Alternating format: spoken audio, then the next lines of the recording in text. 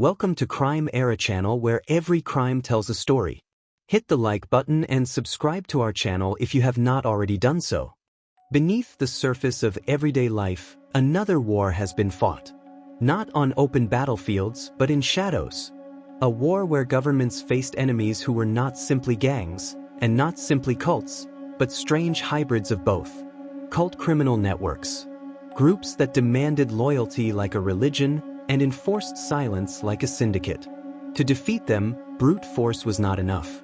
Infiltration, slipping agents inside, disguising them as believers, became the only weapon sharp enough to cut through secrecy. This is the story of the men and women who risked everything to infiltrate worlds where belief and crime fused and where discovery meant death. Why risk infiltration at all? Because conventional policing could not reach these groups. Cult criminal networks survive on loyalty oaths, blood rituals, and sacred silence.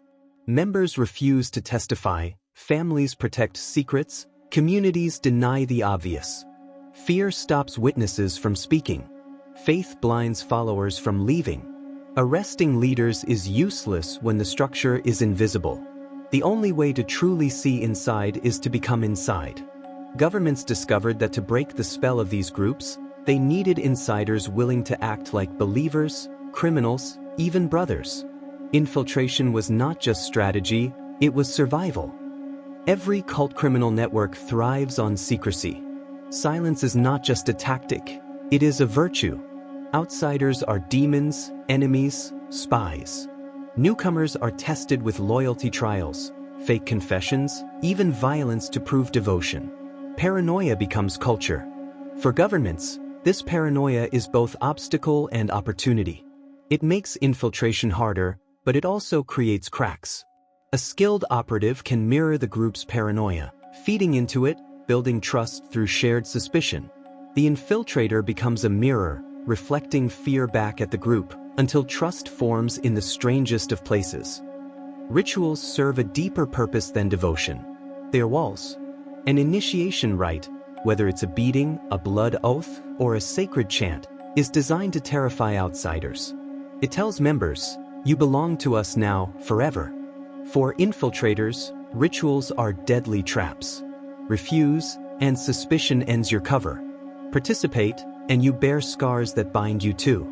Some agents have cut their own skin in ceremonies, memorized chants, even endured staged violence to pass tests. To survive undercover in a cult criminal world, you don't just act the part. You bleed it. Loyalty in these groups is absolute. Members live and die for one another. Betrayal is punished by death, often with brutal spectacle. Against such loyalty, governments have only wires, cameras, and promises of justice.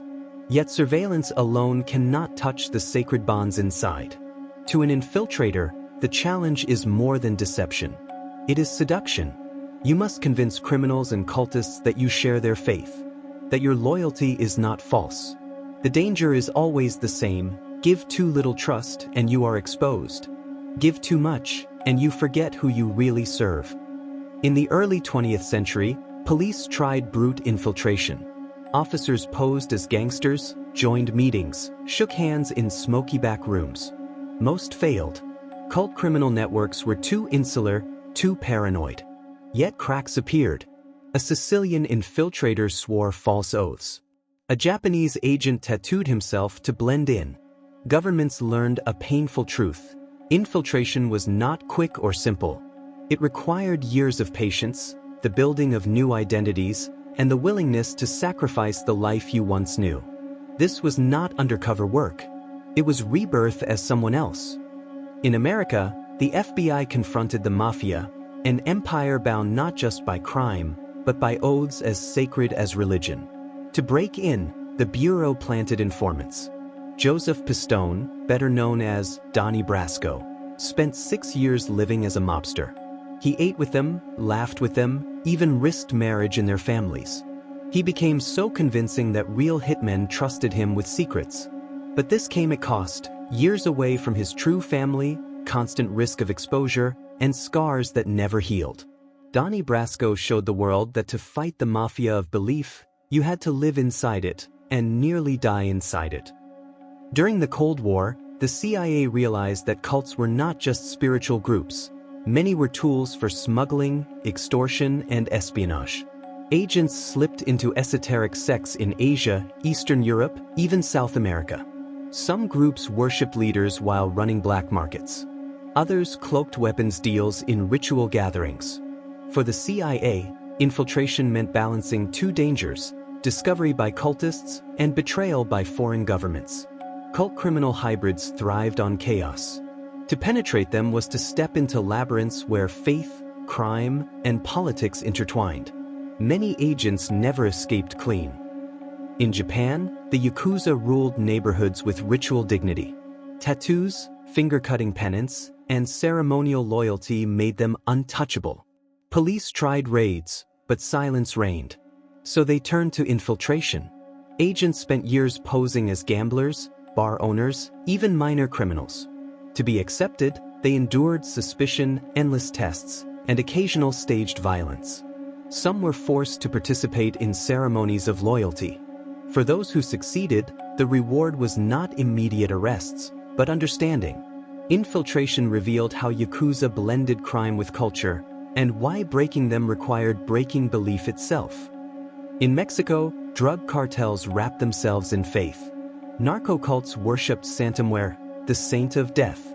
Before killings, soldiers lit candles, prayed for protection, and sacrificed animals. To infiltrate meant entering this unholy faith. DA and Mexican intelligence planted agents in safe houses, posing as believers. They learned the terrifying truth: violence was no longer crime, it was ritual. Cartel members believed divine forces shielded them. Breaking the cartel meant shattering not only its weapons, but its sacred altars. Faith itself had to be exposed as manipulation. In Waco, Texas, the Branch Davidians embodied the cult criminal hybrid. Led by David Koresh, they stockpiled weapons, preached prophecy, and prepared for war. The ATF planted informants, neighbors, buyers, even supposed recruits, to learn what lay inside. They discovered a fortress where devotion was militarized, where prophecy justified armories. Yet infiltration failed to stop tragedy.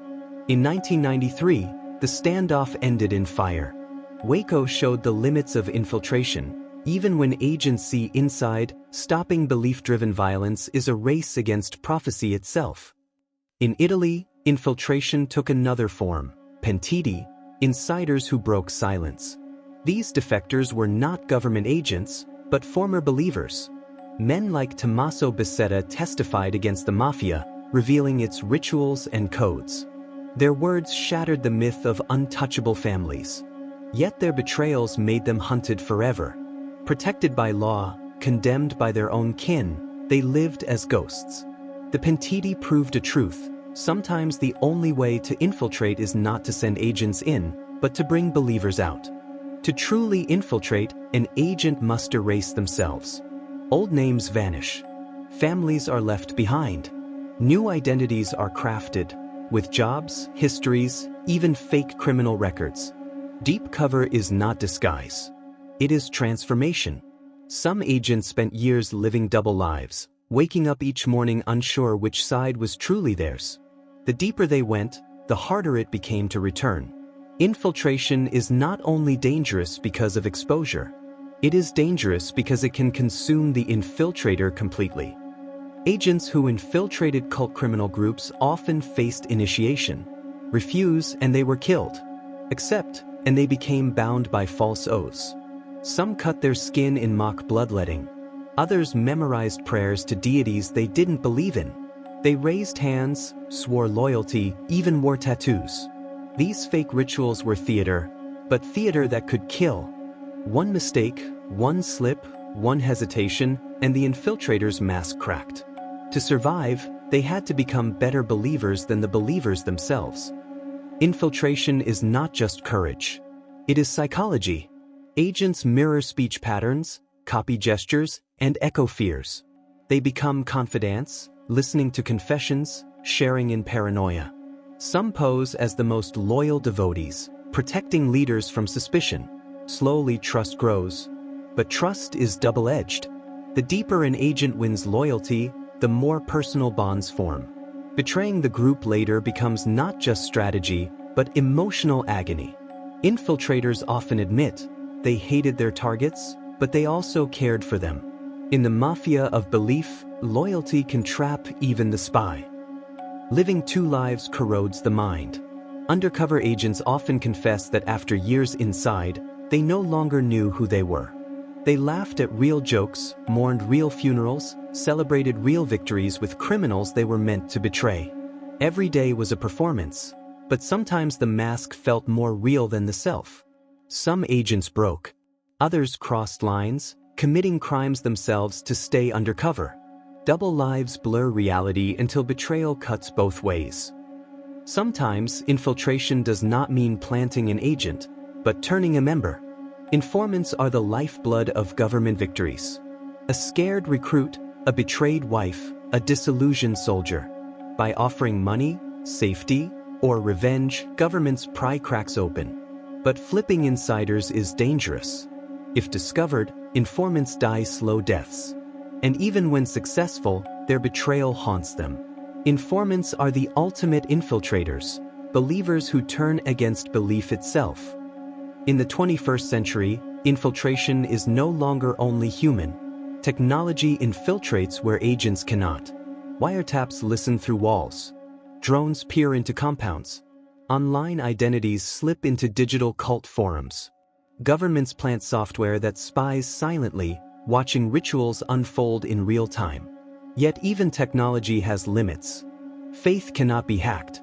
Ritual cannot be erased by a signal. Modern infiltration may map the structure of cult criminal networks, but to break them still requires human trust and human betrayal. When infiltration works, it works explosively. Hidden weapons caches are revealed. Assassins are arrested before striking.